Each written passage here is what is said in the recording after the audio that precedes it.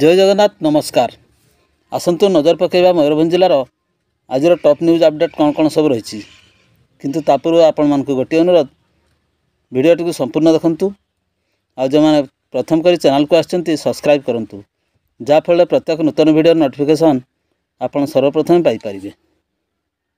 आज प्रथम खबर 18 नंबर जातीय राजपथ जुगल छकरे एक द्रुतगामी स्कॉर्पियो दुर्घटनाग्रस्त, जड़े गुरुतर 2 जन सामान्य आहत।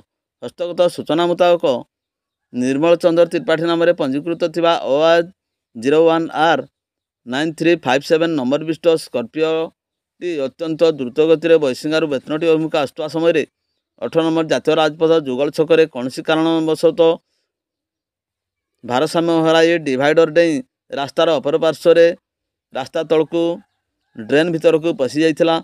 दुर्घटना समय स्कॉर्पियो भितर चालक समेत 3 जन व्यक्ति थिले।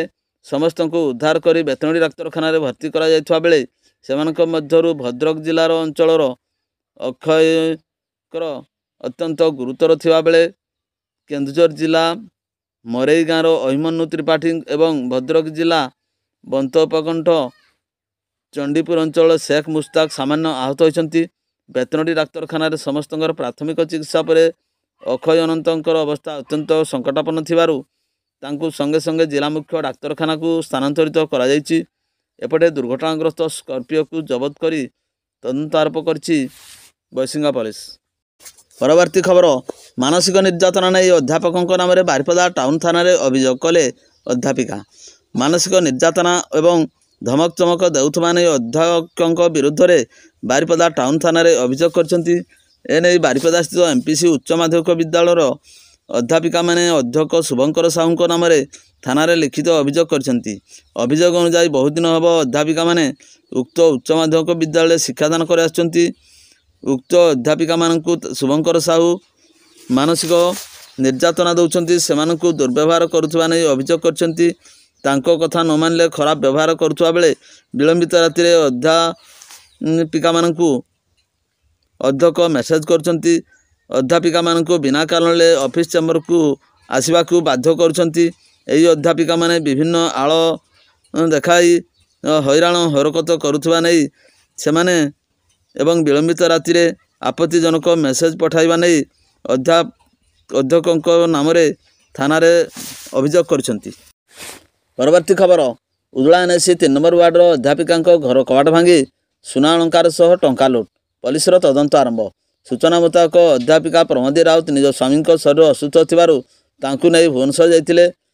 तेबे प्रभाती भणजा अपराह्न मामू घरे थिबे भावी आसथिबा बेले मुख्य फाटक खोला थिबा तत्सहित घर समस्त कबाट खोला थिबा एवं सामने थिबा CCTV भंगा जाइथिबा देखिबाकू पाइथिले।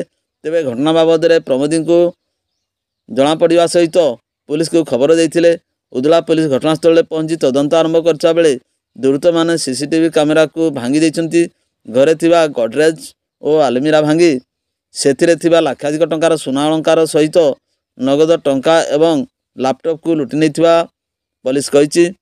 पुलिस साइंटिफिक टीम और संधानी कुकुर सहायतार तदंत को त्वरान्वित करिछि उदला पुलिस।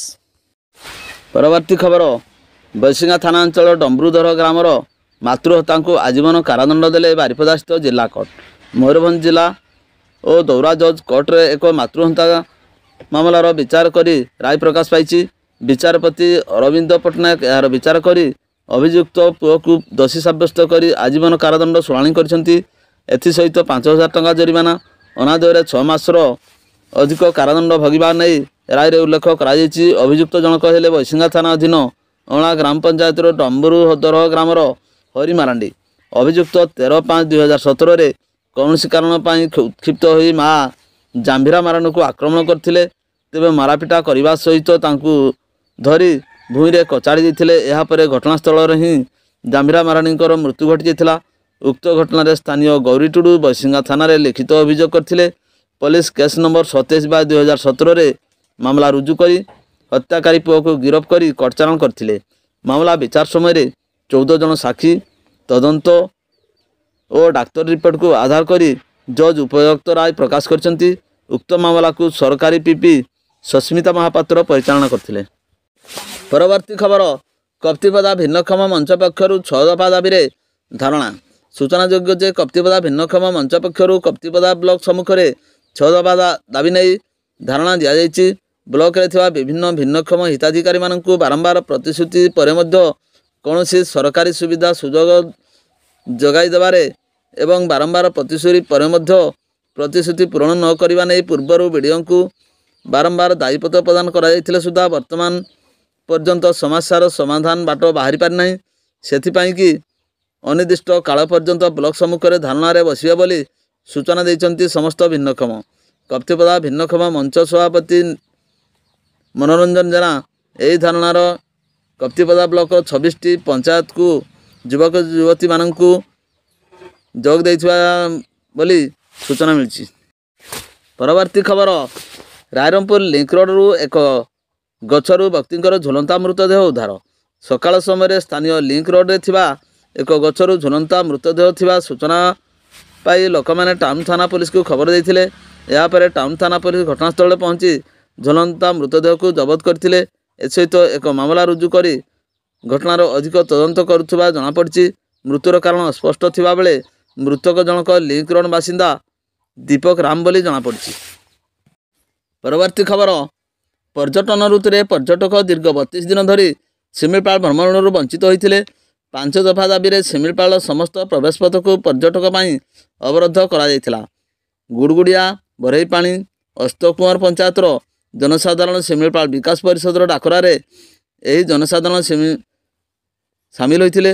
ତେବେ ବନାଞ୍ଚଳରେ ବିକାଶମୂଳକ କାର୍ଯ୍ୟକୁ ବନ ବିଭାଗ ଅନୁମତି ଦେବା ପରେ ଦୀର୍ଘ 32 ଦିନ ପରେ ରାସ୍ତା ଅବରୋଧ ଆନ୍ଦୋଳନ ପ୍ରତ୍ୟାହୃତ ହୋଇଥିଲା।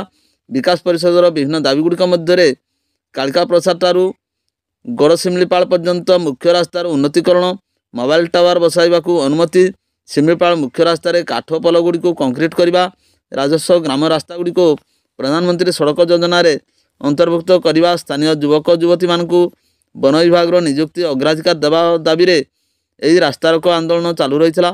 ଗତ ନଭେମ୍ବର 25 ତାରିଖରୁ ଚାଲୁଥିବା ରାସ୍ତାରୋକକୁ ପରିଷଦ ତରଫରୁ ବରେଇପାଣିଠାରେ ଏହାର ସଭାପତି ତଥା ଅସ୍ତକୁଅଁର ପଞ୍ଚାୟତର ପୂର୍ବତନ ସରପଞ୍ଚ ମହାନ୍ତି ବିରୁଆ ପ୍ରତ୍ୟାହାର କରିଥିବା ଘୋଷଣା କରିଥିଲେ।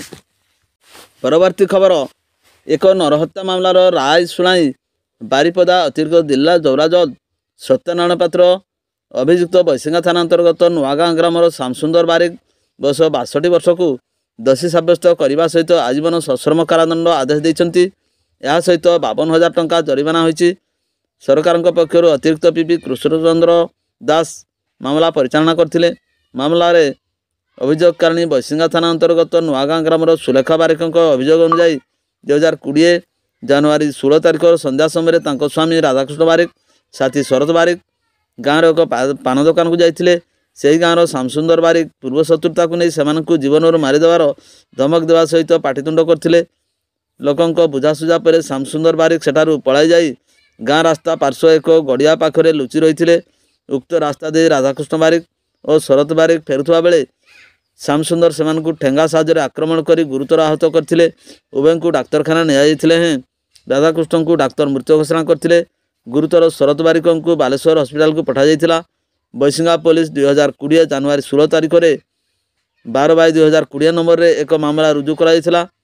ପୁଲିସ ଅଭିଯୁକ୍ତ ଶ୍ୟାମସୁନ୍ଦରକୁ ଗିରଫ କରି କୋର୍ଟକୁ ଚାଲାଣ କରିବା ସହ 2020 ମେ 15 ତାରିଖରେ ଚାର୍ଜସିଟ୍ ଦାଖଲ କରାଯାଇଥିଲେ।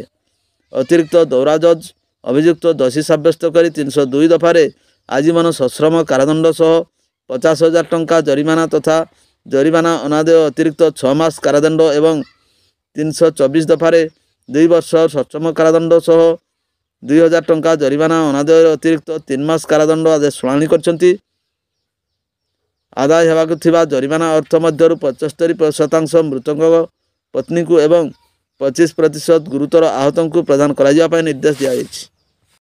ପରବର୍ତ୍ତୀ ଖବର, ଠାକୁରମୁଣ୍ଡା ବଜାରସ୍ଥିତ ବନ୍ଧ ନିକଟ ଏକ ଦୋକାନ ସମ୍ମୁଖରେ ସୋମବାର ରାତିରେ ସଂଜ୍ଞାହୀନ ଅବସ୍ଥାରେ ଶୋଇଥିବା ଜଣେ ଯୁବକଙ୍କର ମୃତ୍ୟୁ ଘଟିଛି। ମୃତ ଯୁବକ ଜଣକ ହେଉଛନ୍ତି ଠାକୁରମୁଣ୍ଡା ହିଂସା ସାହିର ବିଶ୍ୱନାଥ ବେହେରାଙ୍କ ପୁଅ ଶଶିରଞ୍ଜନ ବେହେରା, ବୟସ 46 ବର୍ଷ ବୋଲି ଜଣାପଡ଼ିଛି। ଶଶିରଞ୍ଜନ ସୋମବାର ମହୁଲଡ଼ିହା ସାପ୍ତାହିକ ହାଟକୁ ଯାଇ ଠାକୁରମୁଣ୍ଡାକୁ ସନ୍ଧ୍ୟାରେ ଫେରି ବଜାରରେ ବୁଲୁଥିଲେ। ରାତ୍ରି ପ୍ରାୟ 9:45 ସମୟରେ शशिरंजन बजार एक बंद दुकान बारंडार शई रही देखि स्थानीय लोक मैंने उठाइबा जाई से बांती कर देखा पाई एवं से माने ठाकुरमुंडा गोष्ठी स्वास्थ्य केन्द्र में भर्ती करते किंतु सेठारे डाक्तर मृत घोषणा करते। ठाकुरमुंडा पुलिस शव को जबत कर व्यवच्छेद करंजिया उपखंड चिकित्सालय को पठाई। पुलिस एने ठाकुरमुंडा थाना केस नंबर 31 अनुजाई एक मामला रुजु कर अधिक तदंत जारी रखी।